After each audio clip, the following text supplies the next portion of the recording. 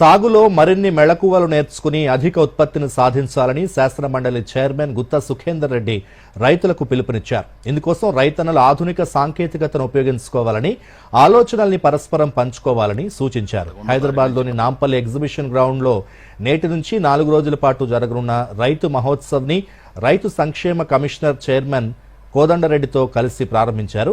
ఈ సందర్భంగా ఆయన మాట్లాడుతూ అకాల వర్షాలు, అతివృష్టితో జరిగే నష్టాన్ని ప్రత్యామ్నాయ పంటల సాగు, వ్యవసాయ అనుబంధ రంగాలపై దృష్టి సారించడంతో అధిగమించవచ్చని చెప్పారు.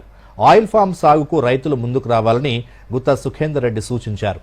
రైతు సంక్షేమ కమిషన్ చైర్మన్ కోదండరెడ్డి మాట్లాడుతూ తెలంగాణలో తొలిసారిగా ఇలాంటి ప్రదర్శన జరుగుతోందని, రైతు మహోత్సవ్ లాంటి కార్యక్రమాలతో పంటల సాగుపై రైతులకు మరింత అవగాహన కల్పిస్తాయన్నారు. తెలంగాణ రైతాంగానికి ఒక మంచి అవకాశం. అందులో హైదరాబాదులో ప్రతి ఏటా ఇండస్ట్రియల్ ఎగ్జిబిషన్ నడుస్తుంది. కానీ మొదటిసారి వ్యవసాయ ఉత్పత్తుల ఎగ్జిబిషన్ ఈరోజు ఇక్కడ పెట్టిన భారీగా.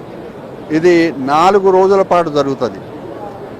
దీనివల్ల రైతాంగానికి ఇక్కడికి వచ్చినప్పుడు ఒక రైతు ఇంకొక రైతు తన అనుభవాలను చెప్పుకోవడమే కానీ ఇక్కడ ప్రదర్శన చేసే ఉత్పత్తులు, ఆ ఉత్పత్తులు ఏ విధంగా పండిస్తున్నారని తెలుసుకోవడానికి కానీ ఇది ఒక మంచి అవకాశం.